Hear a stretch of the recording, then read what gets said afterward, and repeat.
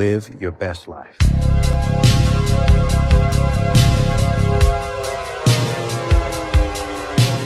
Hey guys, we've been backpacking for the last 4 months with nothing but our backpacks, and I think I've come up with the perfect solution to not overpack on your next trip.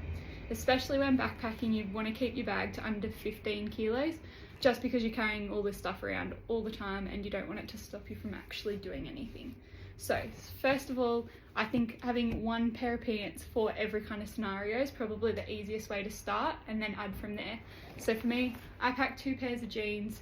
I haven't even worn them. Like, I might keep one just in case I need it in a colder place. Pack a pair of trackies. It's always nice to be warm and snug when you're in a colder climate.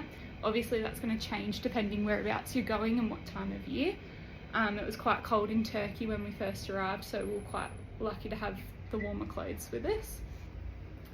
I have 2 pairs of linen pants, or nice comfy pants. I picked up the second pair yesterday from H&M because we are heading to Morocco, and they've got quite strict guidelines on what you should be wearing while on the tour. Your knees need to be covered and things like that, so hence the second pair. I got a pair of long tights, which is always good for colder climates when you're trying to be active or out hiking. It was good in Switzerland. I have 2 pairs of shorts. Honestly wouldn't pack 2 again, especially denim shorts. I feel like the linen shorts are probably better. They dry a lot quicker when you're washing them in the room, and they're a lot more comfy. So if I was to do it again, I'd probably pack 2 pairs of linen shorts and maybe 1 pair of denim shorts. I don't know if you'd even need that many. And then of course I've got little short tights as well, which is always helpful on our bigger days when we're walking around to see lots and lots of different places. And then everything I pack goes into a little cube, and make sure that it's actually got the compression zipper, because it saves so much more room if it actually does compress down, whereas some of them are a little bit more just organisational, which is still helpful, but when you've got less room in your backpack, you definitely want the extra room. Next up we have our dresses. Now, I'm not a big dress fan, especially when we're walking around and sweating, but they are quite nice because they can get dressed up and dressed down quite easily. Like, they're quite casual but can look quite nice, so that's always a bonus. I definitely think that you should be considering what can get dressed up and down. You can wear day or night. So the options I've packed was a long sleeve dress, a long black dress, a nice maxi dress that's quite summery, I think with a bit more colour, and just a white slip. All of these can be worn day and night, which is quite helpful, but I definitely think I've overpacked. I'd probably stick to maybe 3 dresses rather than 6. Tops I have found the absolute hardest thing to reduce the number of. I find it just so difficult to pick a couple, but what I've reduced my numbers down to is 2 activewear tops, which can go with the tights. They can also go with the shorts, I guess. Doesn't really. I've got 3 tops that can transfer between day and night wear. They're all quite universal. Nothing crazy in colours or anything like that, which makes it super easy to mix and match with whatever pants I've got for the day. I have 4 singlets, including the one I've got on. It's just basic. They're just from Shein. I wasn't too picky on what tops I actually wanted to bring for singlets. I just find them super easy, and you can wash them really easily in the sink, and it doesn't matter so much if they get ruined. I've already parted way with maybe 2 of the white ones because the sweat marks just don't come out of them, stains and stuff. After wearing them for 4 months straight, that's pretty well how whites go. And then I've just got 2 linen shirts, which help dress things up a little bit nicer, especially when you're wearing the same thing every day.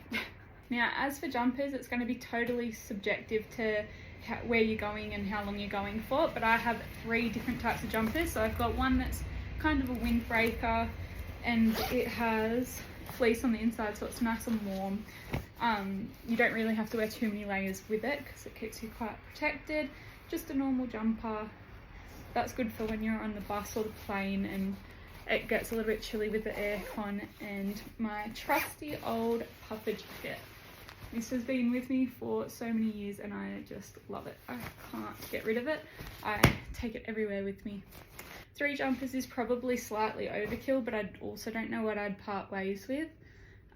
probably the MacPack or the jacket, just because they're a little bit harder to wear all the time. The reason I say that the compression packs are the ones that you need is look how thick this is and watch after it. And we look at that, it's nearly half the size.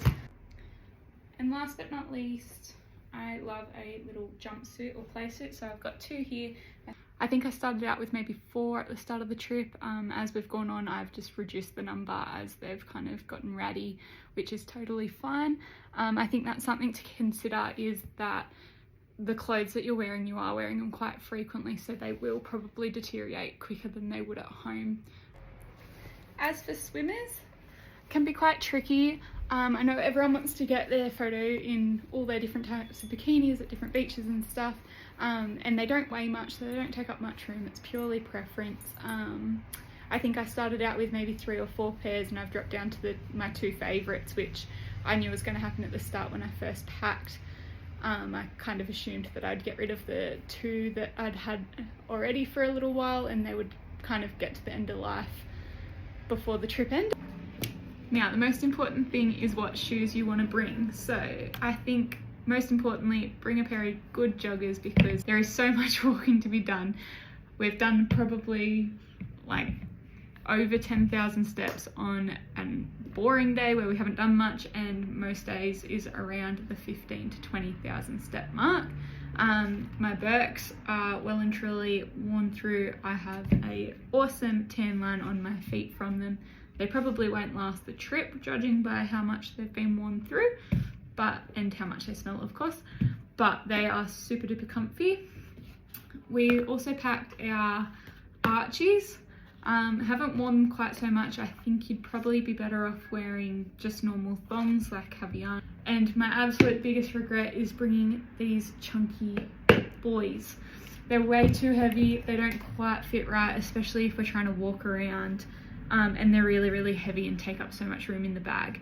So if I was to pack again, I'd probably get the cheaper version of these, just from Kmart or wherever, just white sneakers that are lightweight, and I could have probably thrown them out if they got ruined on the way, which is probably what would have happened. So for each of the packs, I organised them into 1 for undies, bras and swimmers, 1 for tops, 1 for dresses and my warmer weather outfits like the jackets and stuff, and 1 for the pants.